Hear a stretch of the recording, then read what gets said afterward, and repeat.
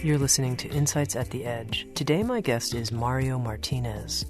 Mario is a clinical neuropsychologist who lectures worldwide on how cultural beliefs affect health and longevity. He's the founder of Biocognitive science, a new paradigm that identifies complex discoveries of how our cultural beliefs affect our immune, nervous, and endocrine systems.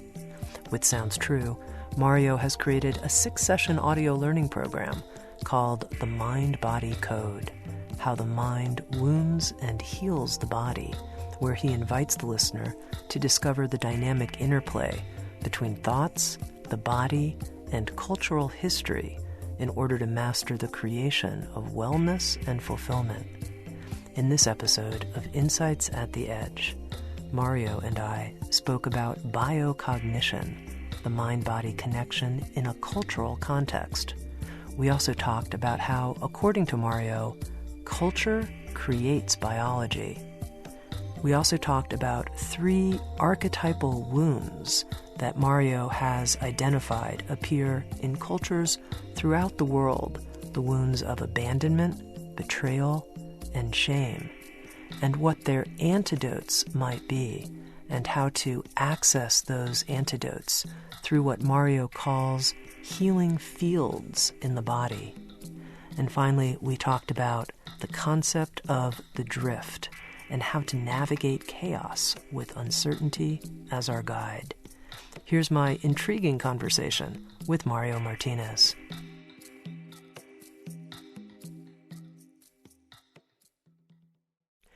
Mario, your work with the Mind-Body Code covers many different topics, but today in our conversation, I'd like to focus on this notion of empowerment and how people can feel more empowered in their lives. And I want to begin by reading a quote from you and having you comment on it. So here's the quote. "Change cannot be sustained unless the individual has the self-worthiness to accept the potential benefits gained from the change." That's a complex statement, but what I mean there is that the word empowerment is used all over, and people have different meanings. But I look at it from what the actual meaning does to the biology, especially to the immune system, based on the research that's been done. And I try to take very complex discoveries in science and complex theories in practice and make them very simple, very applicable, because the nature is very simple, although it unfolds in a very complex way. But to define empowerment, I look at empowerment as a challenge that you have on a road to something, a road to an objective. And in that challenge, you need the resources to be able to achieve that challenge, and you need the sense of worthiness that the energy that you're putting into it is going to be validated. And one of the things that I see, especially in the work world, especially in the organizational businesses that I see, is that it's not stress. That's not what makes people sick. That disempowerment is what makes them sick. So, for example, if you have a responsibility for something, whether it's in a relationship or in working for a big corporation, and you have responsibility, but you don't have authority to actually apply whatever it is that you need to do, people begin to get sick. They're disempowered. And I'll explain that, how the immune system works with that. But basically, not having the resources. And number 2, not having meaning in what you're doing, whether it's a relationship or a job, not knowing what the meaning is, not knowing that there's a connection with something. So if you take those 2 things and you say no resources to overcome a challenge and no meaning in what I'm doing, right there you have defined disempowerment. And then the opposite would be true, which is having the resources and having the meaning of what you're doing. But let's dig in a little bit more to this concept of having the self-worthiness to accept the potential benefits that might be gained from the change. How does one develop that self-worthiness? Well, the first part is to see how we don't have it and how to fix it. What happens? First, we have to look at our biology in a different way. We separate mind and body, and and we think that words are some symbols, and the physical is something of substance, but it doesn't work that way. We, from day one, we first hear words, and they don't mean anything. Then they begin to have meaning. They begin to connect it, the breast of the mother and the hunger and those things. But those symbols are embodied. Those symbols become biology. That's why when you say to somebody, "You're not very smart," and you shame that person, the immune system responds as if you have a wound. You get inflammation, what's called pro-inflammatory products. So they have meaning. Then you have what I call the cultural editors, people important in your culture with a context, which are your parents and at home, teachers at school. And those people begin to give you an image of you that may not be actually who you are. They may say to you either good or bad. They may say you're very good at math, you're bad at following directions, you're bad in relationships, and those words are incorporated, and a person develops a concept of self. For example, you can't shame a child till they can see themselves in the mirror and say, "That's me." When they have an identity, you can shame them, but before that, you can't. So therefore, you have a self that's been gradually developed, and that self validates the things that they're told. You validate the goodness or the badness. You're bad with directions, then you validate that, and any time that you do something bad with directions, you go, there we go, I'm bad with directions. Or if you're good with math. So that's a shaping, it's a biosymbolic shaping that we have. And then gradually it begins to build a self that has a sense of worthiness, or a self that doesn't have a sense of worthiness. It doesn't, because of what the self-image that person learned is not very valuable. Then therefore, what happens is that if good things happen to them, their nervous system, the immune system, the endocrine system responds as if you're seeing a lion, because it's tremendous turbulence. It's not compatible with the state of being. It's not compatible with what you would consider normal. And that's why you see people who achieve their life dreams and they get sick, or they die, or they retire and they go to that wonderful home, and 6 weeks later, cancer. Too much for that sense of worthiness or lack of worthiness. So it's a building what I call consciousness. It's an operating consciousness that defines who you are, and then, unfortunately or fortunately, we confirm that in our world. So we have a very selective perception based on our neural maps of who we are. So if we say we're good, then we look for things to confirm that we're good, and we constantly get evidence, but it's very biased evidence. But if you're bad, then you find evidence that says, there we go, I'm bad, and there we go, I'm bad. And then you create horizons that only tell you, for bad people, only bad things can happen. If something good happens, it's a complete turbulence. And that's when people begin to respond with running away from the goodness to get back to what I call known misery. Better to be in known misery than in unknown joy. So before you can accept those good things, you have to have that worthiness. You have that sense of worthiness that says to you, yes, I'm worthy. Not intellectually, but at a very embodied way. I'm worth this good thing that's happening to me, and you don't get sick. So, Mario, let's just take this slow for a moment, because when I think of myself and I think of most of the people I know, there's some sense of unworthiness inside of us, some sense that even when wonderful things are happening, it's hard to take it in. So how do you help that person who has that and says, yes, I admit it. If I were really to tell the truth, some part of me doesn't feel worthy of the empowerment that I talk about wanting? Yes. Well, first, going to the culture, because the culture is so subtle. That's what shapes you. And one of the things that I do, and this is really experiential, so to get to the point, I ask people, if I'm doing a workshop or something for an organization, let me show you what culture is all about. So I'll ask them, what are you a fair person with your friends? And they raise their hands. Are you a good parent? And they raise their hands. But I ask them, are you beautiful? Nobody raises their hand. Are you brilliant? Nobody raises their hand. Why? Because the culture tells you what you can and cannot accept. And what they teach you is that pseudo-humbleness. If I say, I love your hair, oh, well, I haven't done anything with it. I love your car. Yes, I needed a car because I see it here in Uruguay quite a bit. People buy a car and they give you a 10-minute explanation of why they bought it. So when that shaping that you get will then determine whether you can accept something or not without the excuses or without the explanations about the goodness that happens to you. Fortunately, there's some people who get that kind of validation, and when good things happen to them, they say, "Oh, great, this is it. I deserve this. This is me." But just like some people in the example that I give you can't accept that they're brilliant or can't accept that they're attractive or beautiful inside or whatever, then if you can't accept it, then it's not going to be a reality. So how do you help people like that? Well, first, identify what kind of wounds they have, what kind of things they were taught that wounded them. And we've talked before, the three wounds that I've identified in all cultures are archetypal because I see them in all cultures. I see them in Africa, I see them in the Philippines, all over.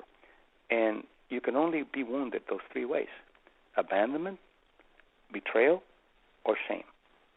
And each of those wounds is so interesting, has a different physiological response.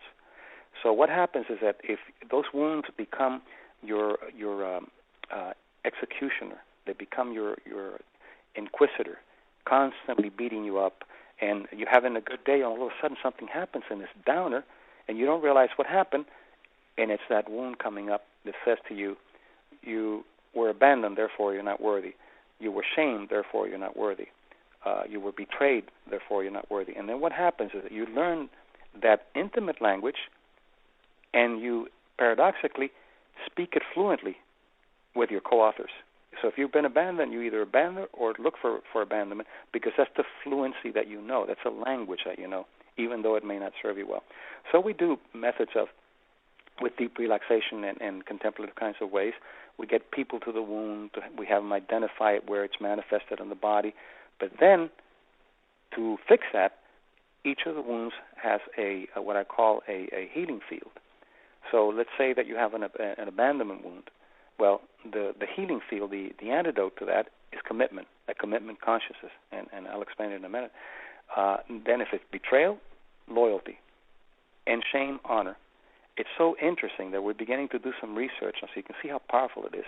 We know now that shame has been studied in psychoimmunology, causes inflammation. I mean, when you're shamed, you notice that people turn red, and if you measure their interleukins and other kinds of pro-inflammatory products, you'll see that they're high. But now, an anti-inflammatory, and this is what we're testing, is honor. If you enter an honor consciousness, you actually create a psychoneurological change by entering that state. And how do you do it? Let's say an example, just a very simple example. You walk into a place, let's say a conference, or you're having a meeting, and your boss speaks shame fluently. And you walk in and say, "Tami, there you go again. I can always count on you of being late," or something like that. And all of a sudden you feel this incredible emotion overcoming you. You turn red, and you can't figure out why such a little word, a little thing that happened, has that affecting you. And the reason is that you're living out your whole history. You're bringing out your whole history of shame into the moment. What do? Very simple. You stop. You realize that you're being shamed, or you're seeing it as shaming, and you see where you manifest it in your body, and there are 5 portals of health that I talk about. Anyway, you identify it, and you simply breathe into it to accept it, that this is what you're feeling. And immediately, after you've done the exercise of learning the healing field, then you go to the consciousness of honor. How do you do that? By going to a memory unrelated to what happened, to a memory of something that you did that was honorable. Because you see, we store information physiologically in every way. We just don't store the thought. We store the immunology that was happening at the time, the nervous process that was happening. So when you bring out the memory, you bring the cluster of good and bad things. So you bring in, I had a patient who had an inflammation, actually a problem with arthritic inflammation, and his proud moment or his honor moment was when one day a bully was going to beat up this other kid, and he stood up and he protected that kid from being hurt. And that had an honorable effect on him. Well, then you bring that out and you allow that to overwhelm your body, the honor, and immediately it shifts you from disempowerment to empowerment. And then what would be the honorable thing to do? Maybe to say that a person privately, look, what do I need to do to correct the situation? I wish that you would speak to me privately. Anything that you think that needs to correct the situation in an honorable way, it changes the biology and it changes the potential for you to get sick. Now, Mario, you have said quite a lot so far in our short conversation, so I'm going to try to slow it down a little bit and make sure I'm following all of the things you're saying. Of course, yes. So, first of all, we were talking about why some people feel worthy and how you need to feel worthy to really make big changes in your life. And we were talking about how most people don't have that worthiness. And you brought up these three, you called them archetypal wounds that you've noticed in cultures across the world. And I'm curious, only three, all different things that could have happened to us in our early childhood, you put in these three different buckets. How did you come up with this? Because as I was, and that's a great question, as I was looking for specific ways of people being wounded, I was able to subsume everything under those three. And they're so, the abandonment, for example, is the most primitive. You can abandon a child physically and they die. You can shame them, they don't die. Or you can betray them and they don't die. But betrayal is the most, and it happens with animals. Animals, animals are very self-sufficient, but if an animal is abandoned, even when they're adults, they're abandoned from the tribe, they start getting sick, and in many cases they die. So these are implicit biological or biocognitive processes that we have. And why is it that the immune system responds to them in such a powerful way?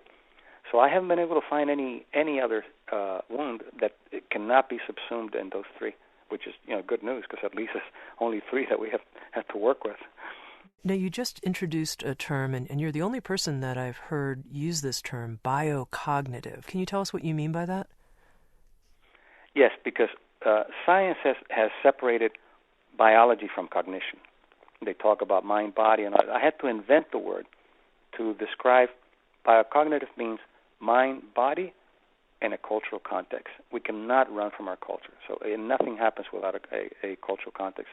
So it's an inseparability of mind, which is all our cognitions, our memories, biology, emotions, immunology, everything, and then cultural is the embracing that we do of a reality. No reality is void of culture. Medicine is cultural. Religion is cultural. They have cultural components. And what is a culture? A culture has three identifying codes. Any culture, the culture of a B cell, a T cell, an American, Hispanic, anything. And the three identifying codes are, number one, what are the codes of acceptance? How do I accept this? I know it's a T cell, okay, you're in. You're a B cell, you're out. You're Catholic, you're in. You're not Catholic, you're out. At a very basic level. The second code is rejection. What do I reject? What do I not let in? And what are the ways that I don't let in? And even after I let them in, what are the ways that I can get them out? They do that in science. When you say the wrong thing, the Inquisition comes out, just like they did with Galileo when he said that the Earth was not the center of the universe. The Inquisition is still alive. And the third is the language. What language do you speak? We're speaking English now. But if somebody speaks Chinese, we're excluded. We don't have a communication system. Well, interestingly, the cells also have cultures of how they communicate, what they reject, and what they accept. That's the most basic definition of a culture. And it's biocognitive in that sense that it's mind, body, and culture. Okay, and so I'm going to keep going here with this unfolding of these three archetypal wounds. So we've briefly touched on shame, abandonment, and betrayal. But let's pick abandonment. As you said, this is very, very core.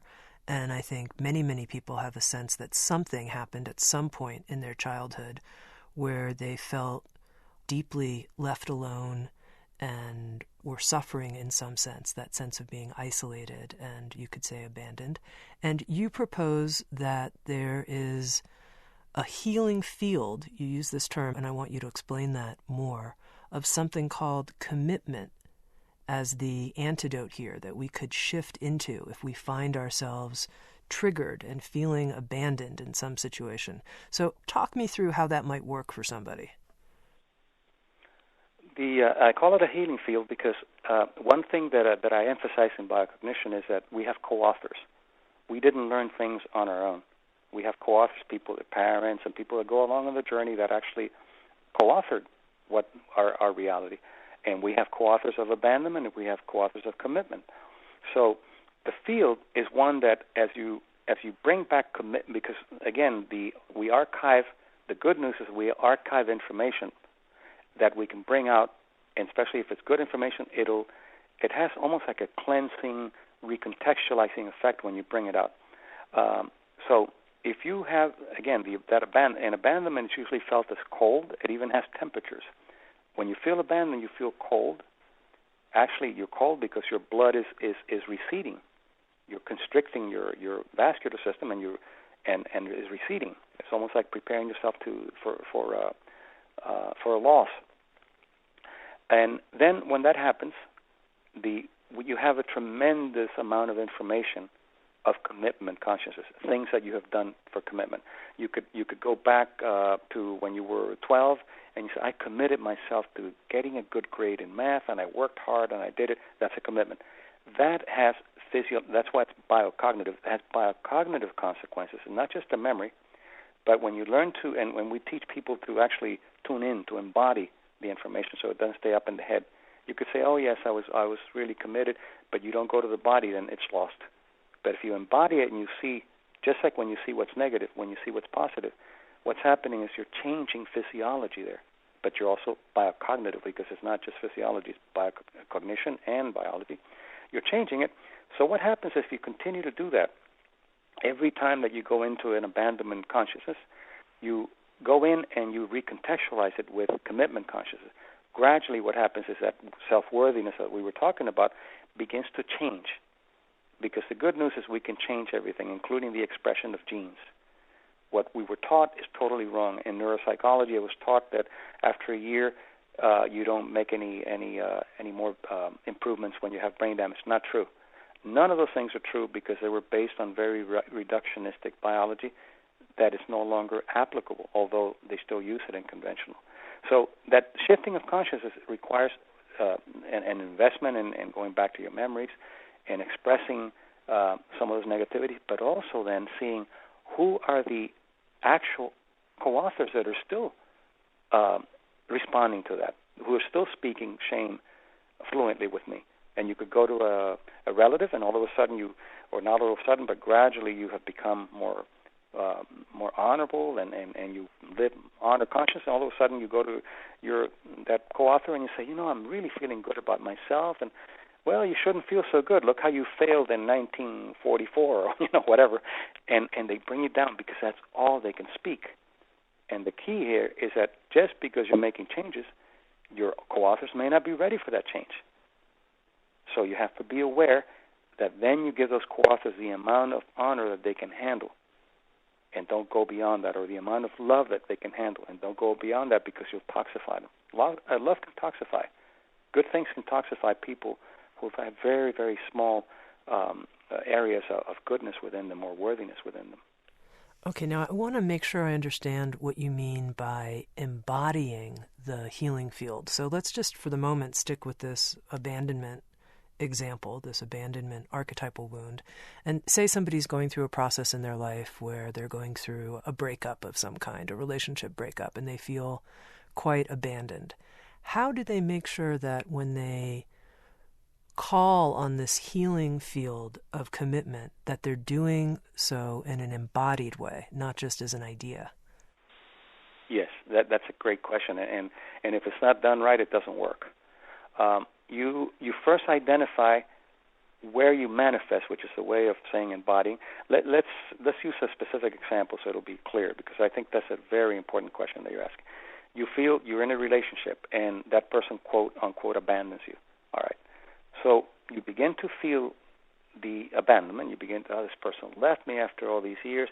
And then how do you embody, where am I manifesting this thought and this emotion, this biocognition? And you realize that your chest is tense and your stomach is beginning to make very unusual sounds. Well, that's how you're embodying the abandonment. And rather than trying to get rid of it and say, I don't want to feel this, I'm happy, I'm fine, that's superficial positive psychology that doesn't work. It's naive. You go there and you go in. That's where the Buddha say you enter the turbulence. And you don't try to change it. You don't try to make it better. You just go in to embody, to enact, to live what your body is doing. And you do it and you breathe. You always remember that you have to breathe from your stomach slowly. And you embody it. And you'll see that it doesn't last more than a few minutes because you're paying attention to it. And once you do that, then you take a deep breath and you say, okay, now let me bring the antidote here. And let me bring back, just like you're having memories of what that person did to you, let's say an hour ago, you can have memories of what happened 10 years ago. And you bring back the memory of commitment. This is my commitment. And it's usually commitment to yourself or commitment to something that's worthy. And you bring that consciousness, and how do you embody it? All of a sudden you begin to feel like your chest is expanding, like you're feeling a sense of serenity, like your legs are feeling a more sensitivity, a manifestation in the body. That's embodying. And then you breathe into that. And as you breathe into that, what you're doing is you're shifting biology at every level. You're shifting at a level. You can see it with functional MRIs. That's actually the brain function in vivo. You can see changes like that when you do contemplative kinds of processes. So is it fair to say that if somebody focused on the healing fields of honor, commitment, and loyalty, they would radically increase their self-worthiness, and then they would be a candidate for the kind of empowerment you're talking about? Yes, I would say so. It doesn't happen overnight because we have neural maps. One of the things that happens with the brain is that as you repeat something, it creates more pathways, more neural pathways, and they're called neural maps. And you have, let's say you're a very negative person, you have a lot of neural maps that can focus on negativity in the world. So that doesn't change overnight. But the good thing is that as you change and you begin to find incompatible neural maps with the negativity, the body and the mind and the spirit and everything that you want to call human has a tendency to relentlessly look for health rather than look for sickness. The body's constantly looking for health. Genetics is only 5-10%. The rest is looking for health. So as you begin to modify, as you recontextualize, not just change one thing for there, but recontextualize, by doing it, then you create new neural maps. And I'm going just to the neuroscience so you can see that it's very related to the biology. And gradually you begin to reinterpret things. You begin to give different meaning. But then, again, I can't overemphasize this. You have to be aware of the co-authors that are maintaining that for you. And what do you do with co-authors? You set limits. You set benign limits. Another way of empowering yourself is by setting benign limits, which says, this is as far as I go. And then you give permission. In assertiveness, we usually talk about setting limits. There's another part of assertiveness. One is setting the limit, and the other one is giving permission to the other person to not like it and to work through that. Mm-hmm. What do you mean by benign limits? The use of that word benign. Benign limits means that you're not hurting yourself and you're not hurting somebody. And for example, if we set a limit that you're going to have to hurt somebody physically, then that's not really benign. But at the same time, benign for you means that if someone is hurting you, then you have to stop that hurting and you have to stop that person. So benign being that it's good for you, that it has value for you in a healing way. And what the Buddhists call benign indifference. You set up a boundary, and I see this in centenarians, in the work that I do with centenarians. Centenarians, 30% genetics, 70% biocultural. And I call it biocultural because culture creates biology. They know how to set limits. You tell them, the first thing they say is, how can I help? But they don't say, how can I help in a caretaker way. They say it with limits. How can I help? Well, I'd like to, in fact, one I asked them, I'd like to interview you. Oh, yeah, sure. I'd like to talk to you. I'd like to learn from you. He's 102 years old. And I said, sure. When can I see? He said, well, almost any time. When would you like? And I said, Saturday at 2 o'clock. And he looked at me and said, no, without even thinking, no. Saturday at 2 o'clock, I have dancing lesson. I can't do it. That's benign. That's benign boundary. Mm-hmm. If you say, okay, I'm giving up my joy and I'm going to go ahead and talk to you, no, I made a commitment. Here's the commitment. See, I made a commitment to myself that I was going to go to my dance lesson. I'm not going to change that. Now, if it's an emergency, of course, but we don't do that. We say, oh, okay, well, I'll do it later, which is a way of devaluing ourselves. You notice when you walk into a restaurant by yourself and they say, only you? Only one? As if, they're expecting somebody else to come with you. Once a month, I take myself out to dinner. I dress very nicely, and I take myself out to dinner. And it doesn't matter what country I go. They'll say, just one? So right there, the culture is saying, what's wrong? There's something missing. So we're being shaped constantly without knowing it. Now, you made a very strong statement, Mario. You said, culture creates biology. And I understand in your work how important cultural ideas are in terms of influencing our biology. But you stated this very definitively. Yes, and I'll give you an example. The Peruvian culture, Peruvian women, when they have menopause, they call the hot flashes bochorno, which is another word for shame. The shame, they call it. Okay, and we know now that shame causes inflammation. You test Peruvian women for their level of interleukins and other inflammatory products, and they're high. Now, you go to Japan, same, they're women, they're human beings, but in Japan, the cultural interpretation of menopause and the hot flashes is a second spring, an opportunity for wisdom. You check their inflammatory products, and they're normal. That's how culture can create biology.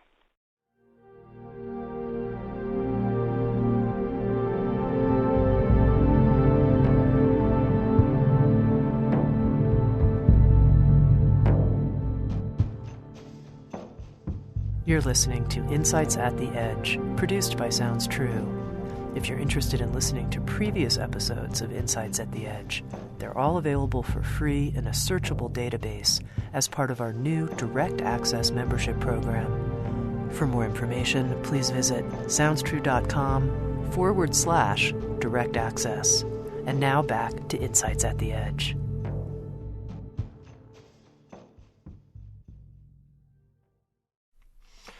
Okay, so I've been focusing on this question of empowerment and how we make changes in our life and the importance of self-worthiness in making changes. And part of the reason I really wanted to focus on this theme, Mario, is because I think there's a lot of confusion right now, speaking of the culture, in the culture, related to the whole idea of how we can manifest changes in our life. And I think post The Secret, many people have been experiencing in the last several years the reality that it's not enough to simply want something to change and visualize a change, that there's something missing, that there's more to the process of empowerment than that. And I'm curious, we've been talking about it, but if you could help summarize our discussion and really pinpoint for people what's missing when we just visualize a change and want something to be different, but yet it doesn't change. What do we need to make these kinds of changes in our life that we all want to make?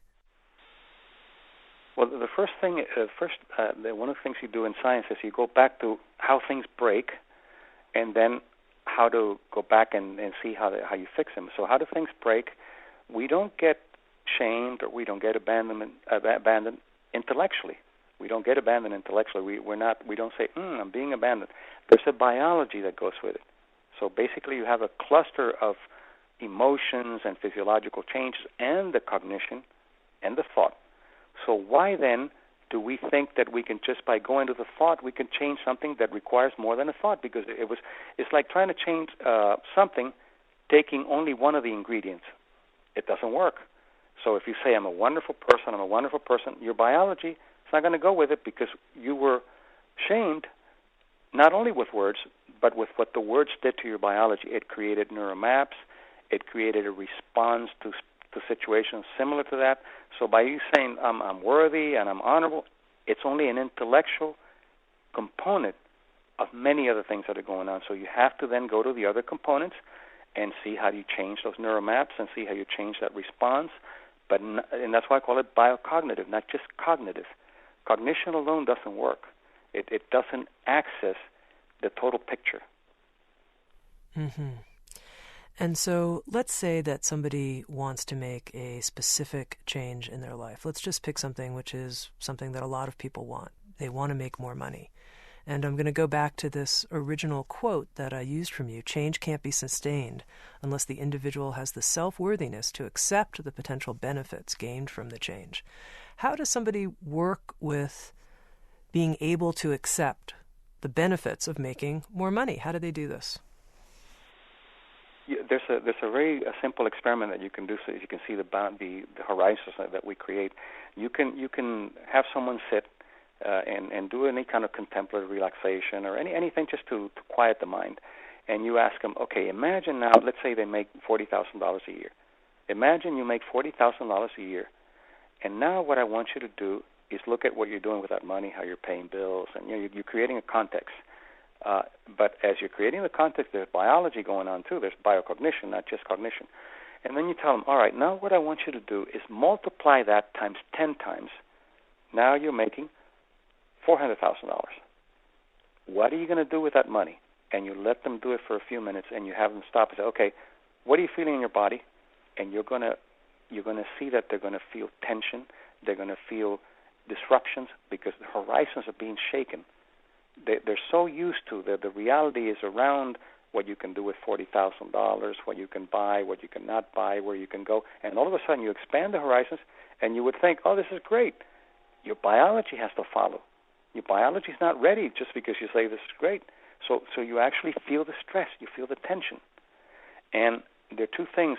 So even with illnesses, you can see that the worthiness has to do with illness too. An illness has many components. Of course, it has genetic predisposition, not sentencing, but predisposition. It has environmental, what you eat, and all that. In addition to that, an illness is learned. You learn an illness, and one of the functions of the illness, in addition to the things that I talked about, is that the illness can allow you to not act on something that you need to act, on something that requires, again, boundaries. You see how boundaries always come up. Something that you don't want to do anymore, but your culture is so powerfully inducing you to do it that an illness gives you a pass. That's one way. And the other is that something's coming up that is so good that you don't feel worthy of it, and you sabotage it to go back to the horizons of your misery. So it has two functions. And I argue that unless you work on those two functions, people will not heal. They may be cured, but they won't be healed. And those two functions again, one, it allows me to draw a boundary that I'm uncomfortable drawing. And what was the second function that an illness has? The second one is that something good happens that you don't feel worthy of, and it's so turbulent that without you knowing it, you bring it back. People who win the lottery in the U.S., but in other countries, I've been able to verify it in other countries too, they keep it on an average of 18 months. They can't handle it. They either sabotage it with illness, or they find an accountant that steals their money, or they find somebody, relationships that takes their money, to bring them back to that level of unworthiness or the level of worthiness that they had before, because they couldn't handle the other. So one of the things that I do, I work with executives and people who have a lot of money and people who don't have money, and it's the same thing. They have the same problems. Teaching them that any time that something good happens, you have to deal with it. You have to work with it as if it was a bad thing. Why? Because turbulence, the brain doesn't know whether it's good or bad. It knows that it's turbulent and it's different, that you went beyond your field. You went beyond your boundaries, and therefore turbulence happens in order for you to make a decision to move forward or to go back. For me, anytime any good thing happens, especially good things, I stop, I do a meditation, and I do an expansion, what I call expanding the ceilings of abundance. Because if I don't, then it's going to be turbulent.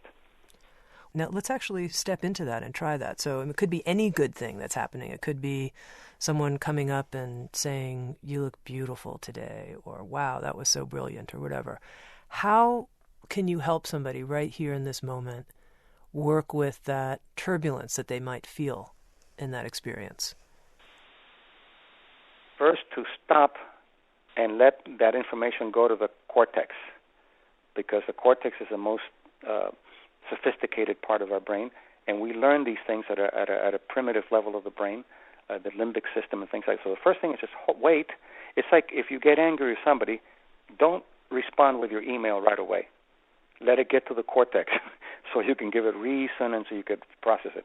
Well, somebody says you're beautiful, and instead of saying, oh, no, or thank you very much, stop, breathe, process whatever you're feeling, and then thank you very much. I appreciate that. Now, hold on, Mario. When you say let it go to your cortex, I'm not sure I know how to do that. What do you mean? How do I know I'm doing that? Well, neurophysiologically, you can see it with the MRIs, but how do you do it? By allowing yourself time for that body to process the information without responding reflexively. Reflexively, when you respond reflexively, you're responding from the limbic system, from the very primitive brain. When you wait and you allow the cortex, which is the reasoning, the planning, the abstracting, when you allow that to mix, then you're giving a biocognitive just rather than a bio reflex. And interestingly, so you can see an example, when you are depressed, biologically depressed, your immune system is depressed, not anthropomorphically, but it's actually under-responding, and you start doing a meditation, you will see that when a person is depressed, the right frontal lobe, which is right around the forehead, the right side is more active than the left side. When you start meditating and you start doing contemplative practices and relaxation, it goes to the left side. So what it's doing is that information is going to the left side to get meaning, to get contextual language meaning, and it comes together and it becomes a positive emotion. So, but that has to happen in the cortex. And we tend to respond reflexively because we've done it so much that it's like a knee-jerk. No, thank you, or thank you very much, without letting the embodiment or the physiological manifestation to happen. And what will happen is that, let's say that a person's not used to being told that they're beautiful. It could be beautiful inside, outside, doesn't matter. And somebody says, okay, and they're going to practice a technique, and they say, I think you're beautiful. You have beautiful eyes. Well, what do you do first? You're going to feel some tension. You breathe, and that'll take just a few seconds. You don't even have to detach from the person. You breathe, you realize that there's a little tension, you allow it to happen, and then you bring gratitude in. And the gratitude is something that it's an exalted emotion. It goes up to the cortex very quickly. And then when you say, thank you very much, I appreciate that, but since you're not used to even saying that, you go back and you pay attention to your body again. How does that feel for me to say thank you? Instead of me saying, oh, I'm not that beautiful, or that kind of thing, then what you're doing is you're reshaping, you're recontextualizing not only the input, but also the output. And gradually you begin to, let me give you an example, a personal example in the culture. I was a kid, and my grandmother taught me that you don't receive money from friends or from people that you love. If you work for them, you have to do it for free. So I was 12 years old, and the gentleman next door would ask me to cut the grass. And it's a very powerful admonition. And I would cut the grass, and of course I wanted him to pay me. He would pay me $5, and it was a lot of money. So he would come over to pay me, and I said, oh, no, thank you, that's all right, no, thank you. But inside I was saying, please put it in my pocket. So he would put it in my pocket and say, okay, well, I can't do anything about it. It was an anguishing moment. It was a difficult moment for me to say, yes, I accept. And then what happened when I went into private practice, I had a real hard time charging people. I would forget or I wouldn't, my fees wouldn't go up. All of that from the culture admonition that you don't accept money for what you do. So I had to learn this process that I'm telling you. And sometimes people will say, you charge too much. Yeah, you're probably right. I probably do. And we can work something out, or I can refer you to someone else. But these are my fees. And then you stand for what you are worth, for what you believe you're worth. Not just money, but, anything, love, anything. Now, you mentioned this interesting phrase, exalted emotions. What are exalted emotions? The exalted emotions, and I'm glad you asked me that, because it's a new contemplative neuroscience, Richard Davis and people like that are doing that. The exalted emotions, I don't want to call them the evolved emotions because we don't evolve. We develop, we co-author, we co-create. Exalted emotions are empathy, love, compassion, magnanimous emotions. All of those are the exalted emotions. Those are emotions that we feel at levels of high compassion and high love and high empathy. And in order to be able to feel that, you have to get out of yourself. It's an unselfing and bringing somebody into your field of whatever it is. In order for you to feel empathy, you have to get out of yourself and see what that person is experiencing. And if you have, for example, prefrontal lobe damage, you can't go out. And that's what sociopaths, they're incapable or unwilling to experience empathy. You'll ask them, well, how do you feel about you just cut that person? Well, it's their problem. That's primitive. The exalted emotions are you get out of yourself and you bring that person into your field of love. And by the way, the immune system responds real well to that, and it has nothing to do with fight or flight. And the contemplative neuroscience that I was going to talk to you about is that we have learned for many, many years from the damaged brain. People have a stroke, and if this part doesn't work, then it's no good. And that's what we've learned. But lately, in the last few years, there's some neuroscientists that are beginning to study the healthy brain, especially with the exalted emotions. What happens when a person experiences love? What does the brain do? What does the immune system do?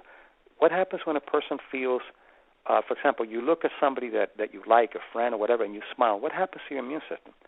And what we're finding is that from the pathology that we learned, the pathological mode of learning about the brain gave us very little information about the complexity of the brain, the plasticity of the brain, and the ability that it has for the resilience and the things that we can do. An example, it was thought that there's a part of the brain that can identify faces, and it's called a fusiform gyrus. It can identify faces, and when you have damage to that, you can't identify a face. You see your mother's face in a picture. Who is that? I don't know. So, from a sick brain, from a damaged brain, the conclusion was that part of the brain identifies familiar faces. Period. But then Richie Davison and others begin to look. Okay, let's look at the healthy brain. And especially let's look at the healthy brain of people that meditate for many, many years. And they find that part of the brain not only identifies faces, but it identifies anything that you like and that you do well. So if, for example, you're a painter and you specialize in painting roses, when they show you that part of the brain lights up like a Christmas tree. So it's not just for faces. It's for familiar objects that have meaning to you. But you couldn't get that if you studied just a sick brain. It's an example. Mm-hmm. Now, we've been talking a lot about the immune system and how the immune system responds in different situations. And I'm curious from your work, what are the cultural beliefs that are damaging or difficult for the immune system? And then also, what are the cultural beliefs in our time that have a positive impact on the immune system? Okay. Well, first, I've proposed a new model of the immune system because the old model doesn't explain these things. It looks at stress, and it looks at cortisol, and it looks at adrenaline and noradrenaline, and that's it, and it stops there. And I'm not exaggerating. I mean, it really looks at the negative emotions, and the fight or flight is still alive and well. But then when you start studying, just like when you start studying the healthy brain, you start looking into the healthy immune system with the exalted emotions, you find that these emotions have nothing to do with fight or flight. I mean, love has nothing to do with fight or flight. And yet, what happens when you feel love? Your IgAs go up, your T cells go up, all the things that have nothing to do with fight or flight. So therefore, you have an immune system that actually it confirms. It's a biosymbolic, symbols becoming biological. It confirms the consciousness that you live rather than a fight or flight battle. And the reason that it became a fight or flight, science brings in the projections of the person who developed the science.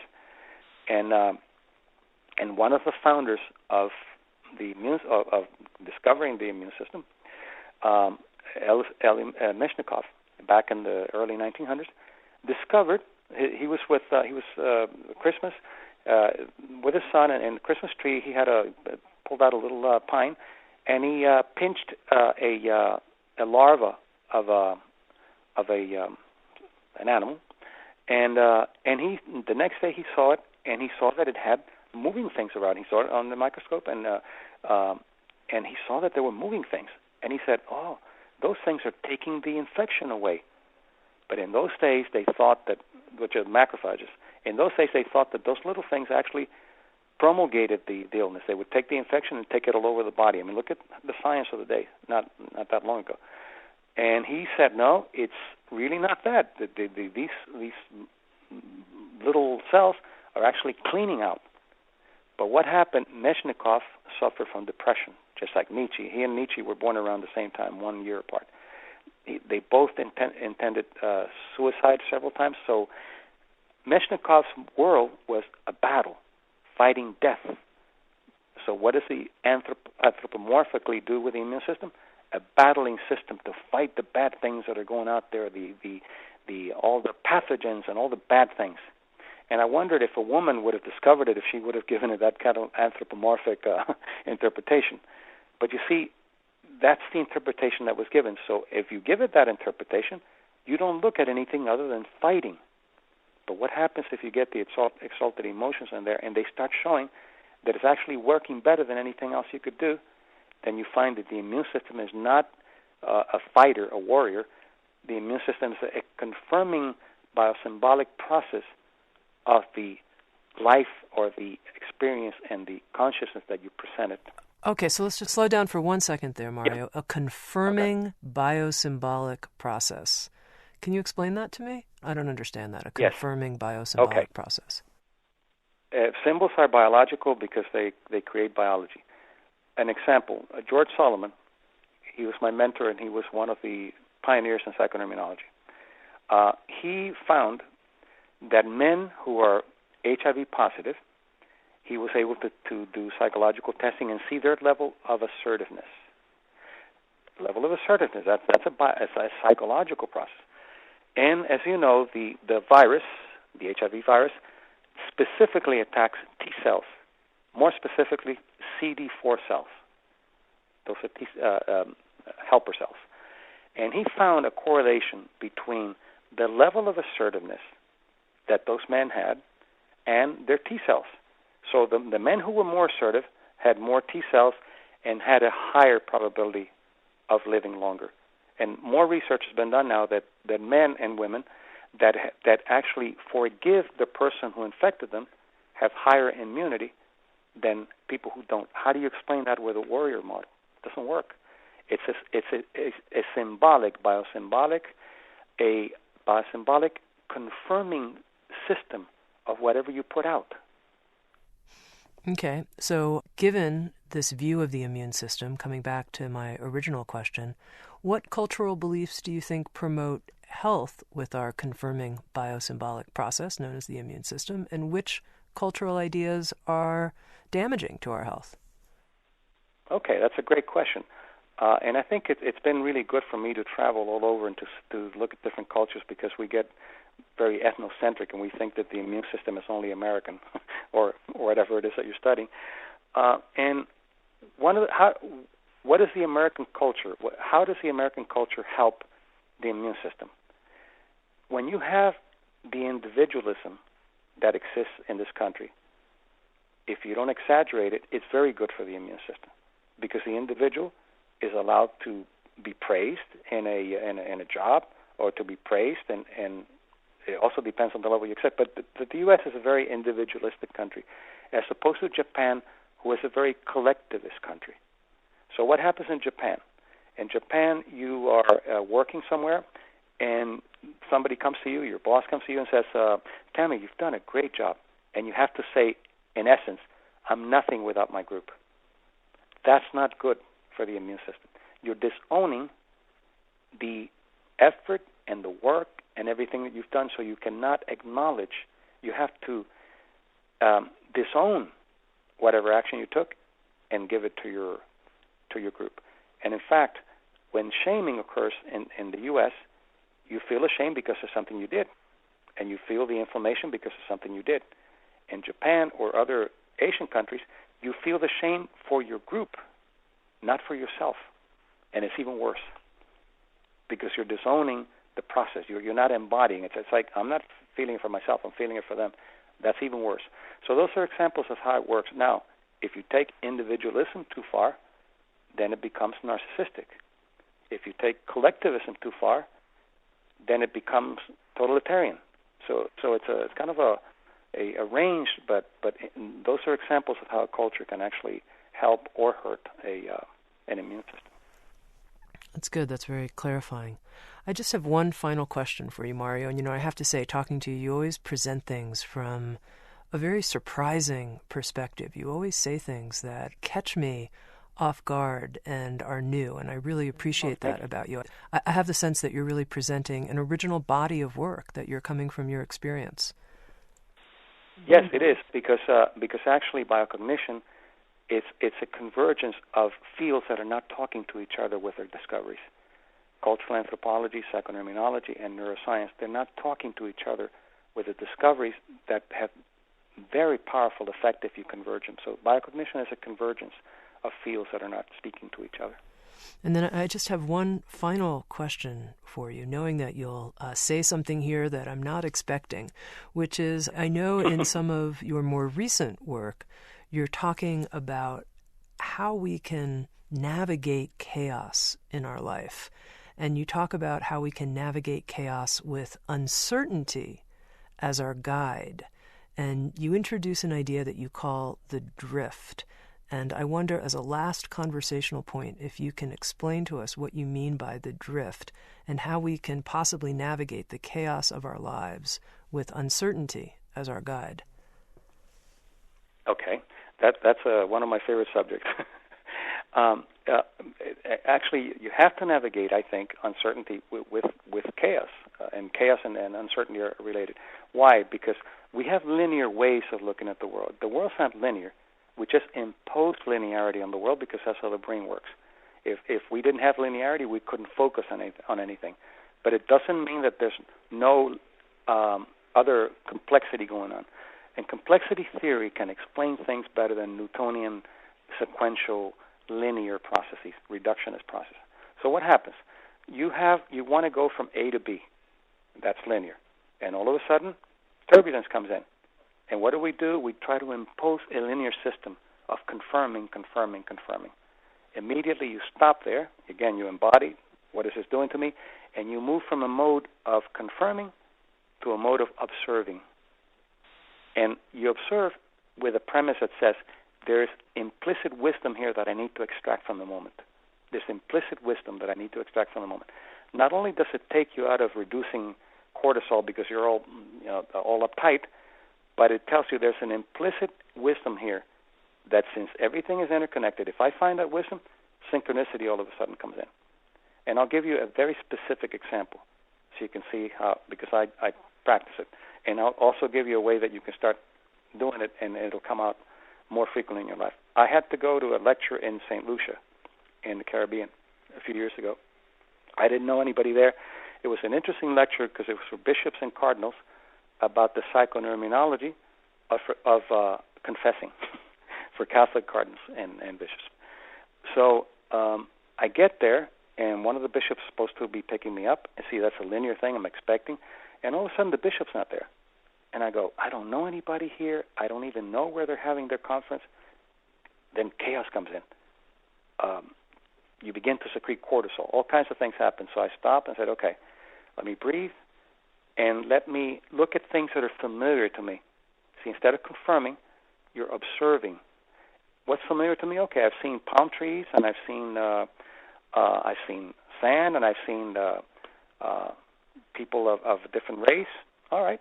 And I start looking around, looking for the wisdom that's there that I have to extract. All of a sudden, I see this taxi driver smiling. I said, I go up to him. And I said, look, I'm having this and this happening. And he said, my cousin, and the cousin is working at the Tourism Information. Synchronicity begins already. Maybe he can tell you. So I go out there. I'm already relaxing because I'm allowing myself to observe the wisdom within the moment. And she goes up, and I go up to her, and I tell her what's going on. She said, well, I don't know, but let me call one of the nuns here. The nuns know everything that's going on here. So she calls, and the nun tells her, and she says, oh, my God, that's on the other side of the island. Again, another linear turbulence. I get tense again, but I stop, I breathe, I do the same thing again, and I ask myself, what is the wisdom here? I said, okay, which way can we go? And immediately she says to her cousin, don't take him the long way and don't rip him off. Take him through the rainforest so he can see the beautiful birds that we have. Another synchronicity. He does that. He takes me to the place. I get there, and I find out that the bishop couldn't pick me up because he had to pick up the cardinal, and the cardinal's more important than the psychologist. So what happened? I didn't bring my blood pressure up. I was able to connect with someone, and I was able to go through the most beautiful rainforest. If I had gone through that sequential imposing confirmation on that, I would have been fighting out there and getting upset. And you see how it works. It's a process of observation. Now, how can you create synchronicity and getting into the drift? Try it and you'll see. Simply do what I call feed forward. Feedback, gives you information from the past. Feed forward is information from the future, and that sounds almost like Star Trek, but you'll see in a second. Get yourself ready to go out to dinner. And I always talk about dinner because that's the most powerful ritual that you can do for the immune system, dinner with somebody or dinner by yourself. And you and your friend or you and by yourself decide that you're going to go to a restaurant, and you make reservations, and you plan to go to a restaurant. You get to the restaurant, and you go to the maitre d' and you tell them, I changed my mind. I'm not going to this restaurant. Right there, the drift starts. You don't know what's going to happen. You don't know where you're going to go. You don't know where you're going to have dinner. And then that is nonlinear because you've created self-turbulence, but you're trusting that something's going to happen. It doesn't have to be significant. A very small thing has wisdom, and it may come out today, it may come out tomorrow, because nonlinearity is not immediate. It has, in the long run, effect. And every time I do that, I amaze myself with the things that I find. And I amaze myself with, again, confirming that the world is nonlinear, that there's tremendous information and the tremendous possible things that are going on that when they come together, we call it synchronicity. But synchronicity is always there. We just don't know how to go into the portals, and that's the drift. That's a simple example to the many, many. Now, Mario, one quick question. You said going out to dinner or going out to dinner by yourself or with somebody that you love is one of the most powerful things you can do for the immune system. So I'm curious, why is that? Well, because that comes from the cave. It has a very powerful survival point. In the caves, you had to go and have your dinner there, not only to have your dinner, but to talk about where the tigers were and where the food is and where the other tribe is. So it had a very powerful effect, not only of sharing the food, which is actually important and fundamental, but you were sharing information that had a survival and conservation component. So that's built in to your gene pool. And then gradually you build that and you build that, and what happens? We've lost that. We don't have dinner with our friends anymore. We have dinner with our television and our iPads, and it doesn't work. That doesn't work that way. In fact, I'll give you an example, a real quick example, because I know we're getting to the end. A study was done to look at why is it that some people who have alcoholic parents don't develop alcoholism. And the usual thing is that it's 5 times as much and all that. The factor that they found was that these people, although they had alcoholic parents, they still had dinner together. That alone was a factor. Mm-hmm. Well, very interesting, and I'm very happy to know that something that I do often and that I like to do, which is to go out to dinner, is good for my immune system. I'm finding that a positive note here. Absolutely. And just one final question. Absolutely. I'm going to just try to wrap this all up, Mario, by commenting that, it's unusual to talk to somebody both about empowerment, setting goals, having enough self-worthiness that change can come into our life, and at the same time to talk about something called the drift, where we allow ourselves to open to the unknown experience of the moment and where the future might be calling us.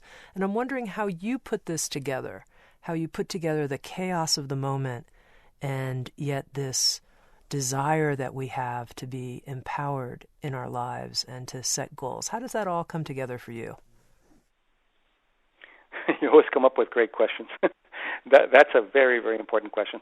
By tuning into the variables of the two, what are the conditions for linear, and what are the conditions for nonlinear? The linear conditions are predictable. You go from A to B, and you can predict, and you go here, and you go there. The moment something breaks, and especially if you get upset, that's an indication for potential wisdom, an indication for going into the drift.